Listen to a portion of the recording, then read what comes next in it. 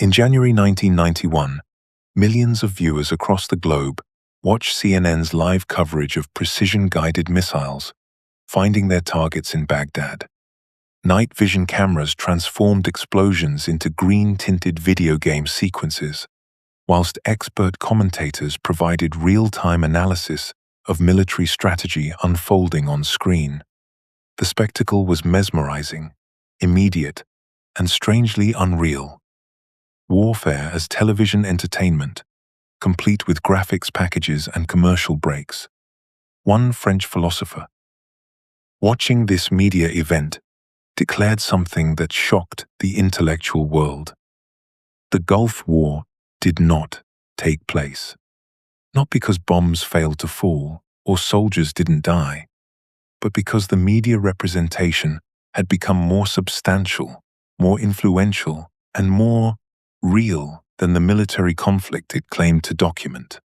The war had become its own simulation.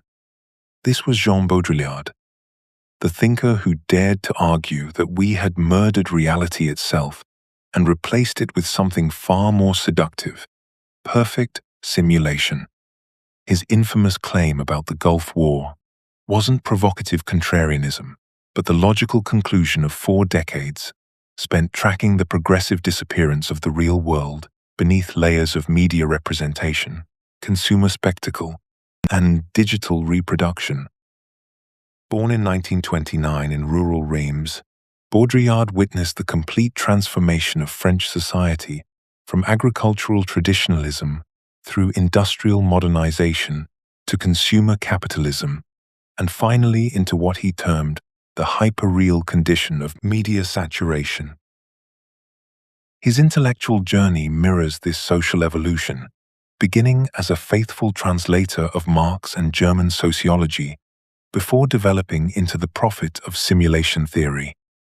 Simulation is no longer that of a territory, a referential being, or substance, Baudrillard wrote in his masterwork Simulacra and Simulation. It is the generation by models of a real, without origin or reality, a hyperreal. The copy had replaced the original, the map had become the territory, and simulation had achieved complete independence from any underlying reality it once claimed to represent. His intellectual evolution unfolds across 5 revolutionary phases. The early critique of consumer society revealed how objects function as signs rather than utilities, creating systems of social distinction that trap individuals within endless cycles of symbolic consumption.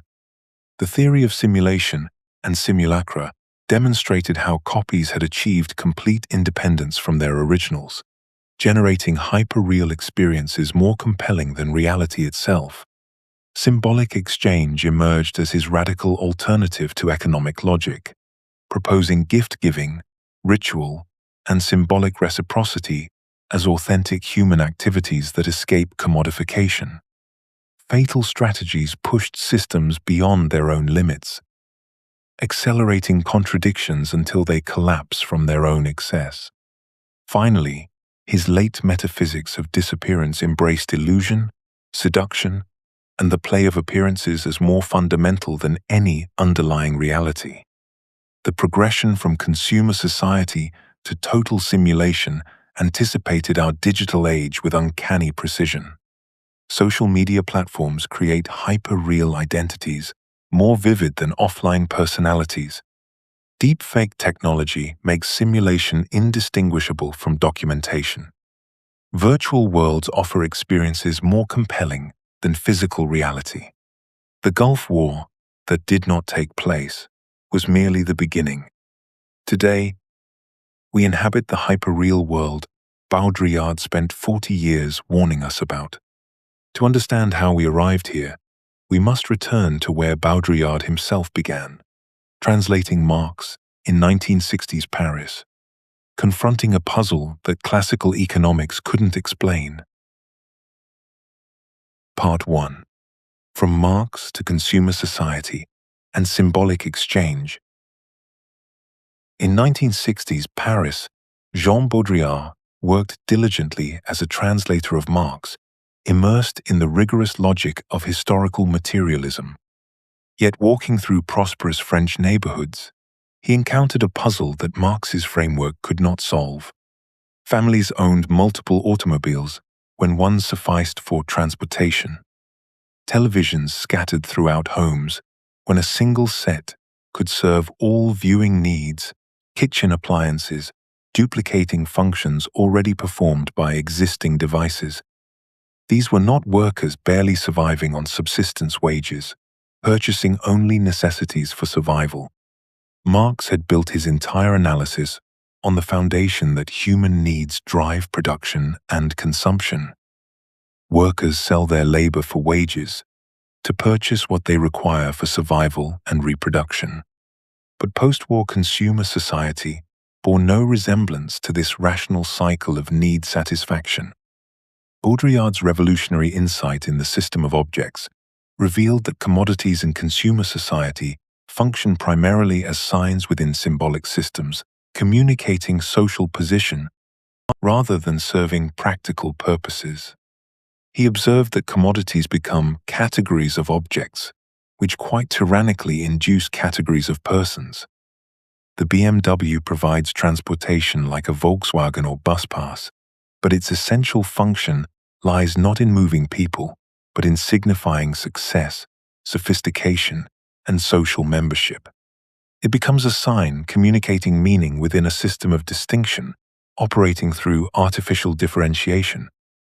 Everything to do with social hierarchy, nothing to do with use value.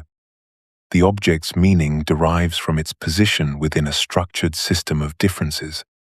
Much like words in language derive meaning from their relationships to other words, rather than direct correspondence to reality. This analysis led Baudrillard in for a critique of the political economy of the sign, to recognize that Marx had uncovered only the first level of a deeper mystification. Beneath commodity fetishism lies something more fundamental, the fetishism of the sign itself. Where Marx revealed how social relations between people appear as relations between things, Baudrillard showed how the sign form creates sign value, the capacity of objects to signify social position, lifestyle, and identity. A cruel paradox emerges.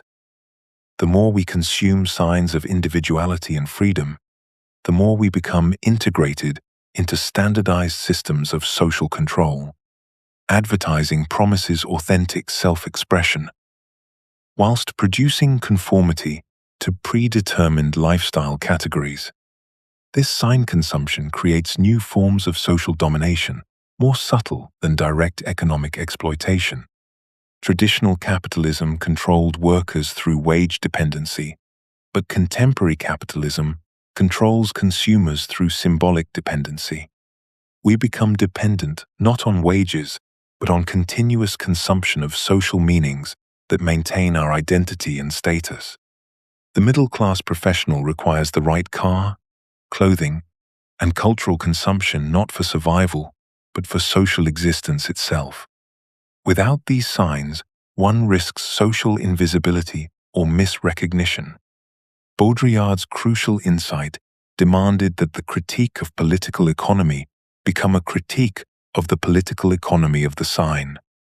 Symbolic systems achieve autonomy from any material reality they might originally have represented. Signs begin referring primarily to other signs rather than concrete objects.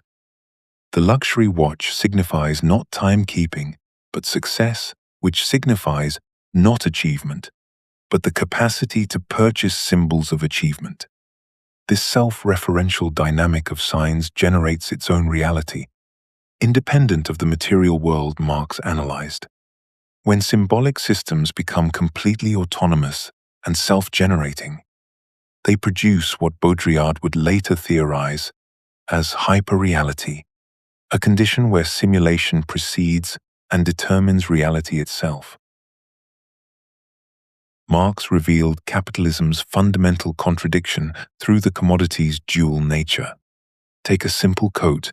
It possesses use value in providing warmth and exchange value in commanding a market price. This duality exposes how capitalism transforms everything into exchange value. Where the coat's social meaning as price dominates its material function as warmth, the coat becomes alienated from its purpose, existing primarily to generate profit rather than serve human need. But Baudrillard discovered Marx missed something crucial: a third logic operating independently of both utility and price. He called this sign value. Consider a Rolex watch. Its primary function has nothing to do with telling time accurately. A digital watch tells time better, nor does its significance lie in its high price alone. The Rolex operates according to sign value, communicating luxury, success, and refined taste as meanings functioning independently of practical utility or economic cost. This third logic doesn't simply supplement Marx's two values, it colonizes and transforms them completely. Sign value reshapes what we understand as utility itself, until even practicality becomes a sign of rational decision-making. The Toyota Prius signifies ecological responsibility and intelligent consumption, whilst expensive Bordeaux wine signifies sophistication and cultural capital. We don't buy cars for transportation and wine for nourishment. We consume signs positioning us within social hierarchies of meaning. Baudrillard's deeper insight cuts to the root. The system of needs is the product of the system of production. What we take as natural human needs are actually produced by symbolic systems organizing consumption. Capitalism doesn't simply satisfy pre-existing desires, it manufactures the very structure of desire itself through sign systems that create artificial scarcity and social distinction. But Baudrillard discovered a fourth logic that Marx not only missed, but that challenges the entire economic paradigm: symbolic value. Drawing from Marcel Mauss's analysis of gift exchange, he revealed forms of value creation operating according to completely different principles than economic calculation. The paradigmatic example comes from potlatch ceremonies of Pacific Northwest indigenous peoples, where chiefs gained status by giving away or destroying valuable goods: blankets, copper shields, even slaves. The potlatch is the opposite of an economy, Baudrillard observed, because it operates through expenditure without return rather than accumulation and investment. Chiefs who could destroy the most wealth demonstrated the greatest power, creating irreversible symbolic relations, binding communities through honor, obligation, and mutual recognition. This wasn't economic irrationality, but a different logic entirely, one that created social bonds through symbolic destruction rather than material accumulation. Symbolic exchange creates reversible relations between persons rather than the irreversible accumulation of things that characterizes economic exchange. It appears in phenomena like sacrifice, art, love, and death that cannot be reduced to economic calculation without being destroyed. The moment we ask, "What's in it for me?" we've already left the realm of symbolic exchange and entered economic logic. Death becomes the paradigmatic example of symbolic exchange, the absolute gift that cannot be returned, therefore creating irreducible symbolic debt. In Symbolic Exchange and Death, Baudrillard declared that death is the only irreversible event, the only one escaping the principle of equivalence. Death creates symbolic meaning precisely because it cannot be calculated, compensated, or exchanged. Modern society's attempt to eliminate death through medicine, insurance, and simulation represents the triumph of economic over symbolic logic, the final colonization of human meaning by the system of exchange value. Consumer society presents itself as humanity's final triumph over scarcity, the fulfillment of every desire, and the definitive answer to material want. Yet Baudrillard observed a fundamental paradox at its heart. The system operates through precisely the opposite logic. Rather than satisfying existing needs, consumer society systematically produces new desires through advertising, media circulation, and lifestyle construction. In 1960s France, Baudrillard witnessed entirely artificial wants emerging overnight as moral imperatives. Matching furniture sets became existential necessities. Coordinated fashion transformed into ethical obligations, and lifestyle coherence demanded constant vigilance and investment. This wasn't passive absorption, but active labor. Baudrillard recognized that consumption is not a passive, absorptive mode, but an active mode of relations, of systematic activity and global response. Consumption becomes exhausting work, the relentless construction and maintenance of social identity through object choices. Each purchase decision carries the weight of self-definition. Every brand selection functions as a declaration of values and aspirations. The modern consumer performs the demanding task of assembling a coherent self from commodity fragments, whilst navigating the endless anxiety of making wrong choices that might reveal inadequate taste or insufficient understanding of current codes. Consumption's actual function serves as the primary mechanism for social integration in societies where traditional bonds have dissolved. Shopping malls become new cathedrals, spaces of pilgrimage where individuals seek transformation through commodity communion. Brands function as tribal identities, creating belonging more powerful than geography or blood. Nike purchases aren't about footwear, but membership in symbolic communities of athletic achievement and personal empowerment. Apple ownership signals creative sophistication and technological fluency. These lifestyle choices carry moral weight previously reserved for religious doctrine. Baudrillard understood that we consume the sign of the commodity rather than the commodity itself. The object's material function becomes secondary to its symbolic significance. A luxury watch doesn't tell time more accurately than a basic timepiece. It communicates status, taste, and alignment with particular values. Consumer society operates through this systematic displacement, where symbolic exchange overtakes use value, creating endless circulation of signs that refer only to other signs. By the late 1970s, traditional political theory faced an impossible puzzle. Both left and right operated on shared assumptions that the people would respond to media messages according to predictable patterns, either accepting dominant narratives through passive consumption or rejecting them through critical consciousness and organized resistance. Yet something unprecedented was occurring that defied these categories entirely. In the Shadow of Silent Majorities, Baudrillard analyzed the masses as a phenomenon beyond existing sociological understanding.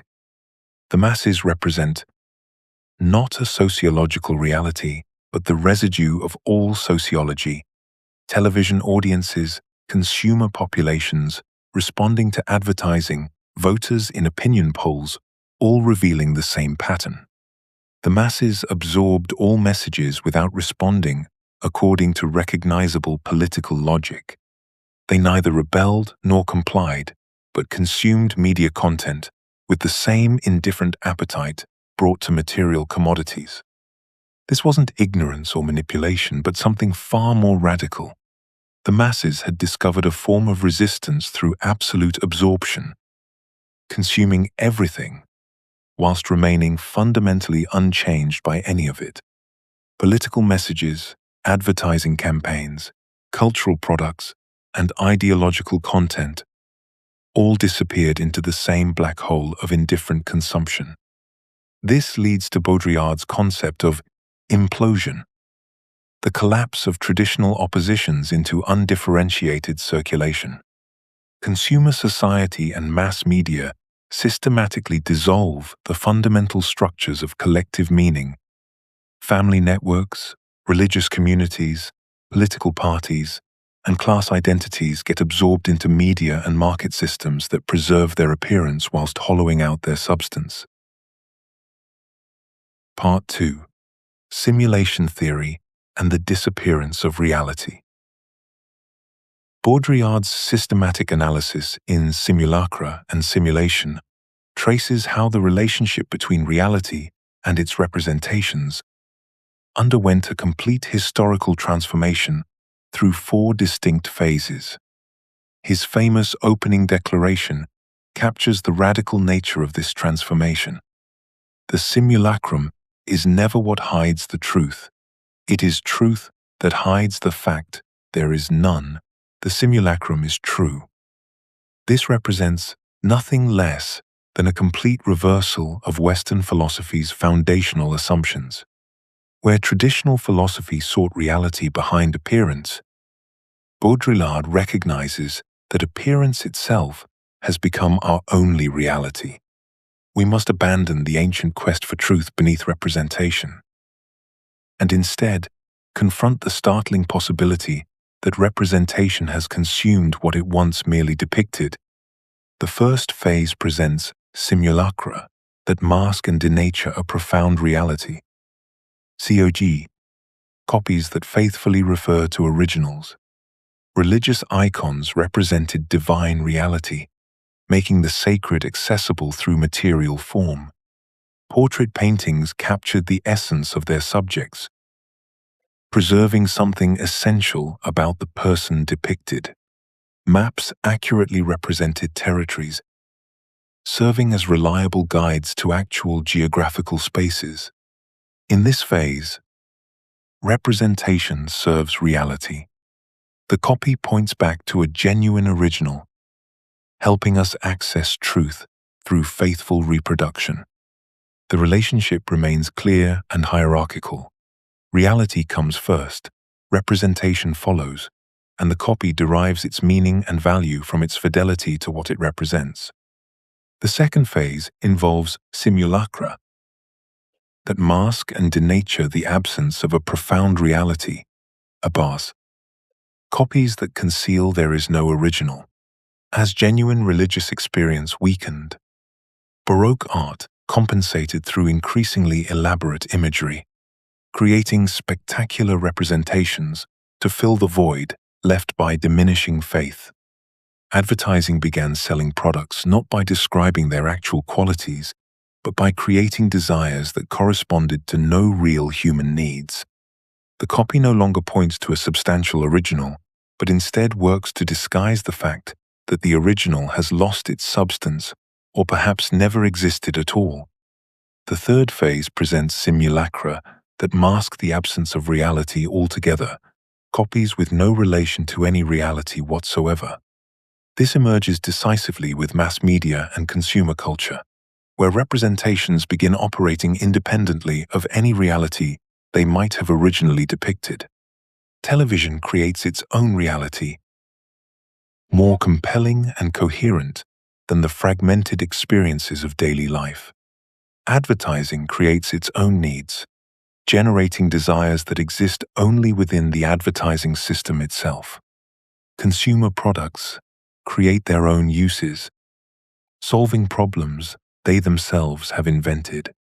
Soap operas provide emotional realities more satisfying than viewers' actual relationships. Theme parks offer experiences more thrilling than the activities they simulate. The copy has severed its connection to any original and operates according to its own internal logic. The fourth and final phase achieves pure simulacra with no relation to any reality whatsoever. The simulation that generates its own reality. Baudrillard's crucial insight emerges here. It is no longer a question of imitation, nor duplication, nor even parody. It is a question of substituting the signs of the real for the real. Baudrillard delivers his most radical philosophical blow with a single devastating observation.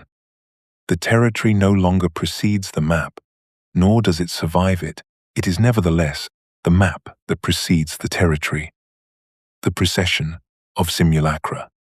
This isn't clever wordplay about representation. This is an ontological earthquake. Simulation now comes before and generates what we take to be reality, rather than representing some prior real. Consider how cities emerge today. Urban planners don't build in response to actual human needs or organic social development.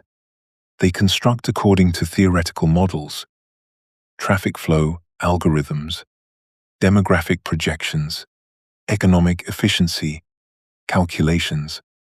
These abstract systems determine where roads snake through landscapes, where people live, how communities form.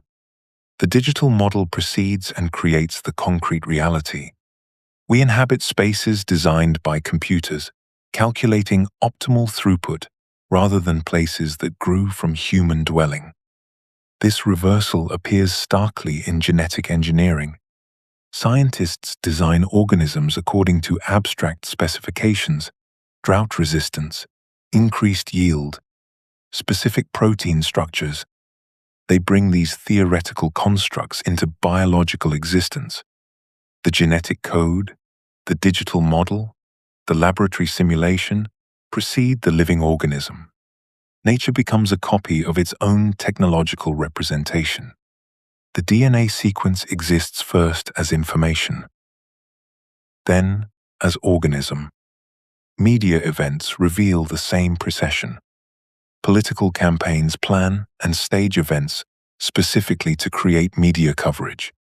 Press conferences, photo opportunities, carefully orchestrated crises become simulated events that news organizations then present as objective reporting.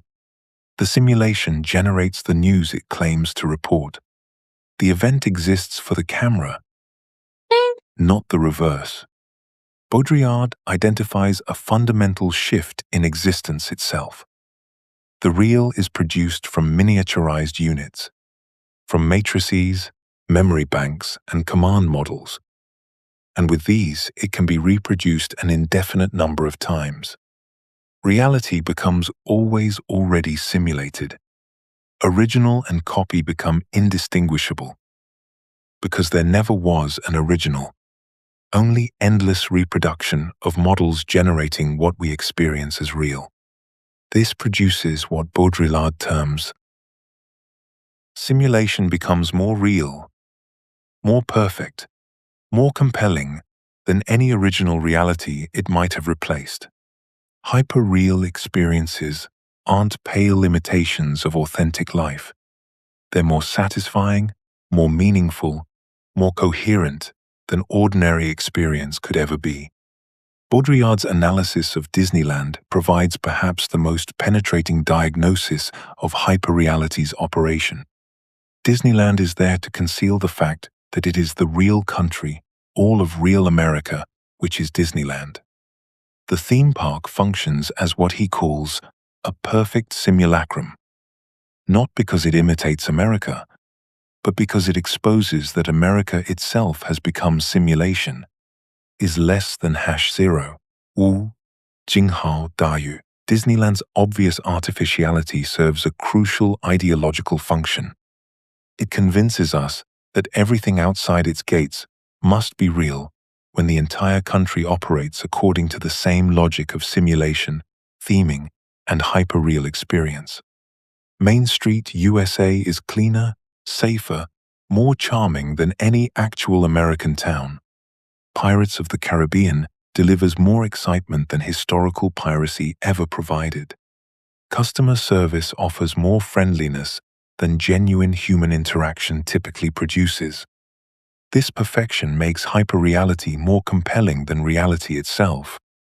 Baudrillard calls this the desert of the real, a landscape where simulation has murdered its original and now stands as the only reality we know. We don't live in a world of copies.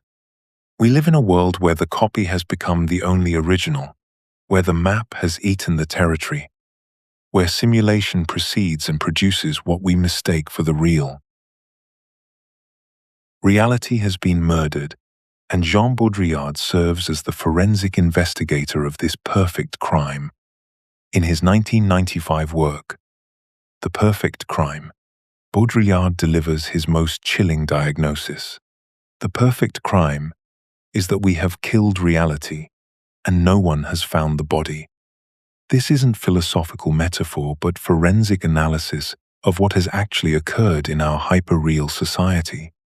Reality has been murdered by simulation, and the crime is perfect because the murderer has taken the place of the victim so completely that no traces remain.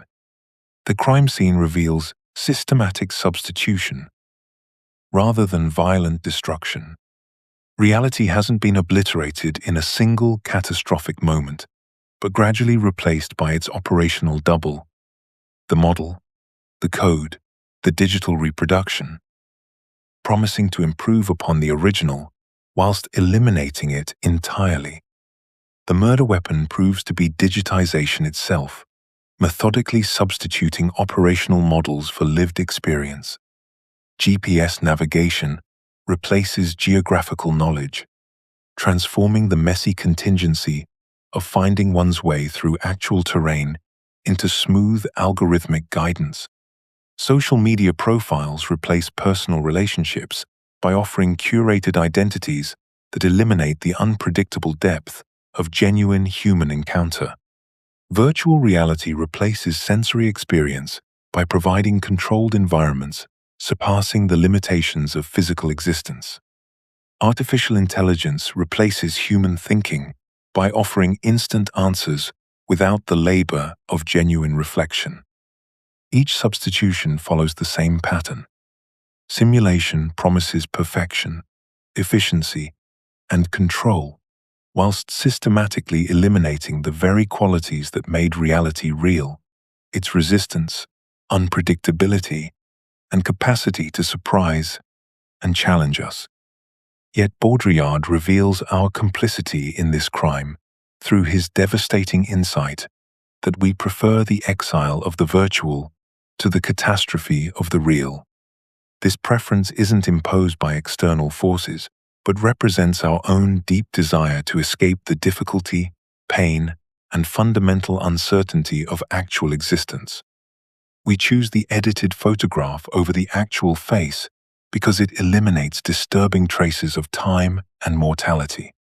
We prefer curated social media feeds over genuine social interaction because they provide connection without vulnerability. We select predictable entertainment over uncertain adventure because it delivers satisfaction without risk. Reality is fundamentally catastrophic, not in the sense of disaster, but in the sense of irreversible change, genuine contingency, and the possibility that things might not work out as we hope. This leads to what Baudrillard calls the transparency of evil. In his 1990 work, not moral evil in the traditional sense, but the disappearance of symbolic depth and mystery, making moral judgment possible. Evil is not what is hidden, secret, taboo, Baudrillard observes, but what is visible, transparent, obscene. Digital technology has realized this transparency with breathtaking efficiency. Social media platforms transform private existence into public performance. Data collection systems render personal behavior transparent to algorithmic analysis. Global communication networks make all information instantly accessible. Surveillance systems monitor public and private spaces with unprecedented precision. This transparency doesn't create enlightenment, but what Baudrillard calls the implosion of meaning, where information destroys meaning and signification destroys information. Transparency eliminates the fundamental illusion, making human existence bearable, the illusion that something remains hidden, mysterious, and other than what appears. We inhabit a world of deadly clarity where nothing remains to be discovered, interpreted, or wondered about. The perfect crime is complete, not because reality has vanished, but because we can no longer distinguish between the corpse and its replacement. Part 3. Art, Fatal Strategies, and Vital Illusion. Art occupies a singular position in Baudrillard's mature philosophy as the last bastion maintaining irreducible otherness against total systematization. What he terms impossible exchange marks those fundamental aspects of human experience that cannot be reduced to economic, communicational, or operational logic without being utterly destroyed in the process. As he declares in Impossible Exchange, there are things which must not be resolved, problems which must not be solved, things which must remain secret. This isn't mysticism, but recognition that genuine artistic creation operates according to symbolic rather than economic logic, requiring expenditure without return, risk without guarantee, commitment without calculation. Art creates irreducible encounters with otherness that cannot be simulated, reproduced, or systematically controlled. Historically, art maintained its critical power through distance from social utility. It was useless, excessive, other than ordinary reality, therefore capable of revealing what ordinary reality concealed. As Baudrillard observed, art has always been in complicity with the world, but this complicity was secret, ambiguous, full of reticence. This secret complicity created what he calls symbolic illusion, through art's refusal to be integrated into practical, economic, and political systems. A painting possessed value not because it conveyed a message or served a function, but because it opened a space of irreducible mystery, symbolic depth, and aesthetic encounter resisting total systematization. The artwork existed as pure expenditure, challenging the logic of utility and exchange that governed social reality. This otherness constituted art's critical force, again, its capacity to interrupt the seamless flow of functional existence and create moments of genuine encounter with what cannot be reduced to information or commodity. Contemporary art, however, conspires with the system by aestheticizing everything, making all reality into potential art object, eliminating the distinction between artistic and non-artistic experience. Museums become entertainment venues, galleries transform into shopping experiences, and artistic creation becomes cultural production integrated into the economy of signs and spectacle. This conspiracy operates through what Baudrillard calls aesthetic illusion, the belief that making everything beautiful or interesting will preserve art's critical function when it actually eliminates in art's otherness by making it indistinguishable from design, advertising, and lifestyle consumption. When everything becomes potentially artistic, nothing remains genuinely artistic. Contemporary art has become complicit in the general aestheticization of everyday life, Baudrillard notes. Art installations simulate artistic experience, art markets simulate aesthetic value, and art criticism simulates aesthetic judgment, whilst actual artistic creation, as irreducible encounter with otherness through form, disappears into cultural programming and lifestyle branding. The conspiracy succeeds by appearing to celebrate art while systematically destroying its essential character. That refusal to be integrated, that insistence on maintaining symbolic depth against operational reduction. Yet this destruction reveals something crucial about what Baudrillard calls the secret, not hidden information, waiting to be revealed, but irreducible phenomena that lose their essential character the moment they submit to systematic analysis. The secret of art isn't a concealed meaning, waiting for proper interpretation, but the inexplicable power of form itself, the mystery of why certain arrangements of color, sound, or language create meanings exceeding any explanation we might offer. This secret must be preserved against both revelation and occultation. Neither complete exposure through critical analysis nor deliberate concealment through mystification serves art's interests. The secret preserves itself through its own resistance to both scientific penetration and mystical obscurity, maintaining the very possibility of aesthetic experience within a world seeking to render everything transparent and operational. The art market, cultural institutions, and aesthetic theory all attempt to make art exchangeable, thereby eliminating what makes it art.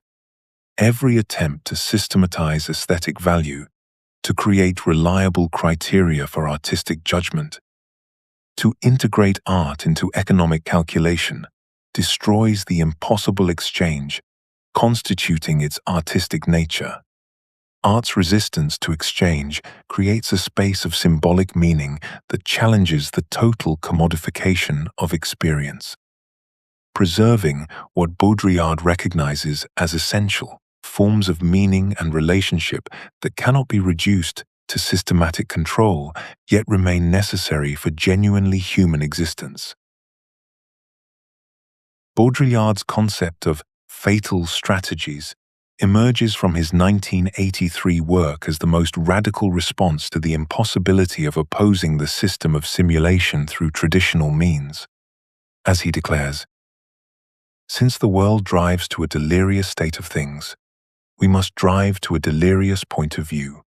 This isn't mere provocation, but philosophical necessity. Traditional forms of resistance, S4, political opposition, critical analysis, revolutionary action, all become absorbed into the very system they claim to oppose, transformed into content for media consumption or market opportunities. The system neutralizes all opposition by integrating it as diversity, alternative lifestyle, or consumer choice. Revolution becomes a brand. Critique transforms into entertainment, and resistance morphs into a lifestyle option. Fatal strategies abandon this futile opposition for something far more dangerous, accelerating the system's own logic until it reaches a point of reversal or implosion. They become more royal than the king by pushing the system beyond its own capacity to sustain itself. The system's greatest strength becomes its fatal weakness when driven to extremes. Total information becomes total noise, drowning the signal in static. Perfect communication becomes perfect silence, as endless connectivity eliminates meaningful exchange. Complete transparency becomes complete opacity, as total visibility renders everything equally invisible. These reversals reveal how systems contain their own limits as internal contradictions, becoming visible only at extreme development. Fatal strategy operates through concrete examples, responding to media saturation with even more extreme media events, reveals media's fundamental emptiness. Confronting consumer culture with hyperconsumption exposes consumption's hollow core. Meeting simulation with hypersimulation makes simulation visible as simulation rather than reality. Baudrillard recognizes that the system is vulnerable only to gifts, to challenges, to symbolic acts which it cannot integrate. Fatal strategies work by giving the system more than it can handle, more speed than it can process, more information than it can organize, more transparency than it can sustain. The ecstasy of communication exemplifies fatal strategy in action. Through Baudrillard's examination of the distinctly modern conviction dominating 1980s technological discourse that perfect communication will solve humanity's fundamental problems, This utopian vision promised that telecommunications, computer networks, and global media would eliminate misunderstanding, distance, and isolation through total connection and universal information sharing. Baudrillard observes that we live in the ecstasy of communication, using ecstasy in its precise sense as communication pushed beyond all reasonable limits and beyond its own possibility. Communication driven to absolute limit produces the exact opposite effects. Total connection creates total disconnection. Perfect information becomes perfect noise, and constant contact eliminates the possibility of genuine encounter. This reveals communication's fatal contradiction. Brain ring. It destroys the very distance, silence, and otherness that make actual communication possible. The system's drive toward perfect transparency and total accessibility eliminates the mystery, the unknown, the irreducible difference that gives communication its meaning and urgency. Baudrillard confronts a paradox haunting contemporary existence in his late work, Vital Illusion. From 2000, the more transparent reality becomes, the more unbearable life grows. This isn't the familiar complaint about information overload or technological anxiety, but something more fundamental. We are in desperate need of illusion, he declares. That is to say, of simultaneous non-truth and non-falsehood. This counterintuitive insight reveals that certain mysteries must remain intact for existence to retain vitality, that the compulsion to explain everything operationally threatens the very conditions making life meaningful. These vital illusions aren't self-deceptions or comforting lies, but basic assumptions, structuring human experience, causality, progress, meaning, love, and death. None can be proven scientifically, yet all remain necessary for coherent existence. Causality provides the illusion that events connect meaningfully, rather than occurring in random succession. Progress suggests time moves toward improvement, rather than mere change. Meaning implies existence has purpose beyond biological function. Love maintains that genuine encounter between beings remains possible despite consciousness's opacity. Death creates the illusion that finitude generates significance rather than simply terminating biological processes. Scientific rationality and technological transparency threaten these vital illusions by attempting operational explanations that destroy precisely what makes these phenomena meaningful for human life. Consider causality grounded in physical laws. This eliminates the mystery of why anything should follow from anything else, reducing connection to mathematical probability whilst dissolving the sense that events genuinely matter to each other. Progress reduced to technological advancement strips away the intuition that change might serve higher purposes, leaving only the accumulation of capabilities without direction or significance. Meaning converted into information processing dissolves the question of why anything should matter at all, replacing the enigma of significance with the mechanics of data transmission. Love transformed into biochemical reaction eliminates the startling otherness of genuine encounter, replacing the mystery of attraction with neurological explanation. Death turned into medical procedure becomes a technical problem to solve, rather than a symbolic reality to integrate into life. The explanatory success becomes experiential failure. Baudrillard's vital illusion resists both religious dogma and scientific reductionism by maintaining mystery without claiming to explain or control it. Illusion is not the opposite of reality, he observes. It is the reality of the world as radical illusion. This position avoids naive belief in absolute truth, whilst rejecting cynical disillusionment with all meaning, creating what he calls the secret. the irreducible mystery that there is something rather than nothing, that appearance matters, that existence exceeds all attempts at complete explanation or simulation. Contemporary culture oscillates between total transparency, where everything is explained, simulated, and controlled, and total disillusionment, where nothing matters and everything is meaningless. Vital illusion offers a third alternative, maintaining mystery and meaning without claiming absolute knowledge. The secret must be preserved against both revelation and occultation. Baudrillard insists, neither complete exposure nor deliberate concealment serves life's interests. Yet, even within operational systems, seemingly perfected to eliminate every trace of mystery, symbolic logic persists and returns.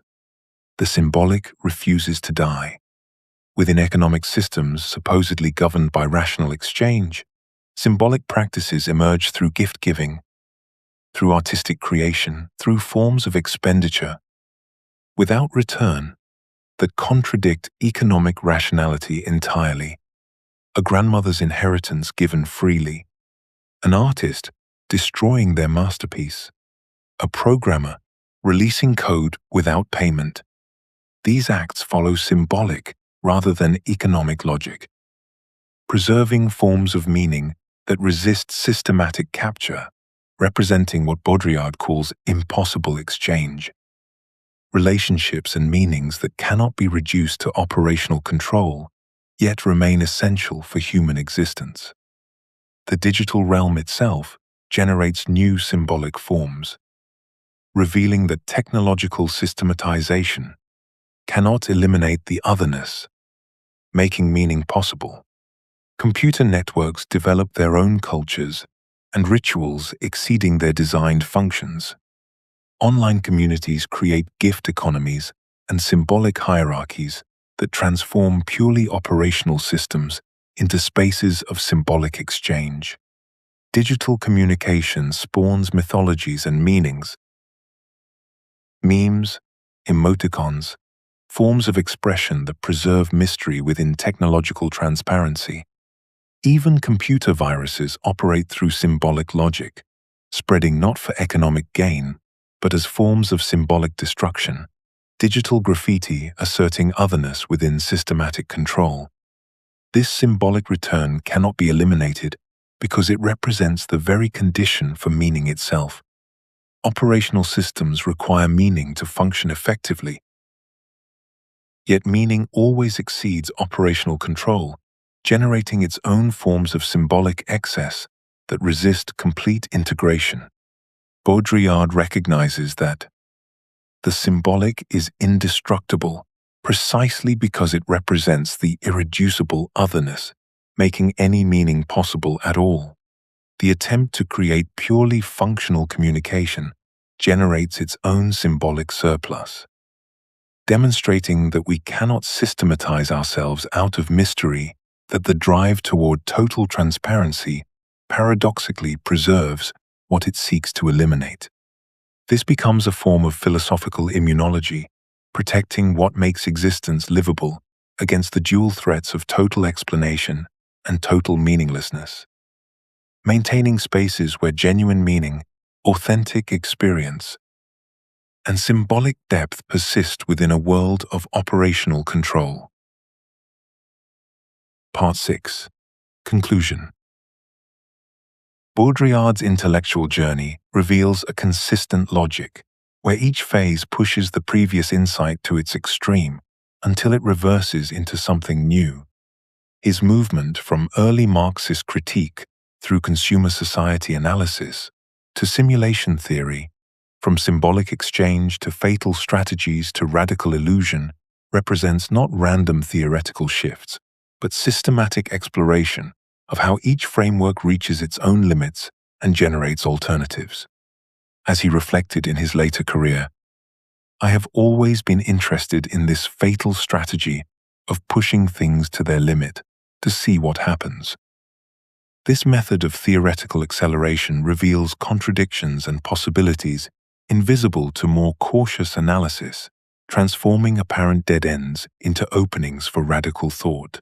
Through his movement from critiquing capitalism's production logic to analyzing consumption's sign systems, to discovering simulation's precedence over reality, to advocating symbolic exchange over economic calculation, to embracing radical illusion over reality itself. The critique of production leads necessarily to understanding consumption's symbolic dimension, which reveals simulation's autonomy from any original reality, which points towards symbolic exchange as an alternative logic, which ultimately dissolves the reality principle itself in favor of illusion as existence's fundamental condition. From his final works, illusion is not the opposite of reality, it is the reality of the world as radical illusion. This represents a complete reversal of traditional philosophy's search for reality behind appearance, by instead embracing appearance as more fundamental than any reality it might conceal. The secret that must be preserved becomes the irreducible mystery that there is something rather than nothing, that appearance matters, and that existence exceeds all attempts at complete explanation or systematic control. The contemporary world confirms his diagnosis through phenomena he anticipated decades before they became obvious. Social media creates hyperreal identities, where online profiles become more important than actual persons. Digital simulation generates virtual experiences, competing with physical reality for significance and attention. Algorithmic control shapes human behavior through computational models predicting and modifying our choices before we make them. The implosion of meaning into information circulation transforms communication into pure connectivity without content. Deepfakes make his simulation theory concrete by demonstrating how copies without originals can reshape political and social reality. These developments transform his work from historically interesting to essential for understanding our current condition. Baudrillard provides not solutions, but strategies for maintaining symbolic alternatives within total systematization. Fatal strategies push systems beyond their limits through acceleration rather than opposition. Impossible exchange preserves irreducible otherness against total calculation. Radical illusion maintains mystery without claiming absolute truth. The art of disappearing preserves symbolic depth against operational transparency. His insistence, we must be more virtual than the virtual, more radical than the radical, more symbolic than the symbolic. Learning to practice these strategies becomes essential for maintaining human meaning, symbolic depth, and genuine otherness within a world of total simulation and operational control, making Baudrillard's philosophy not just diagnostic, but practically necessary for navigating contemporary existence by offering ways to preserve what matters most about human experience, without falling into nostalgic reaction or naive resistance.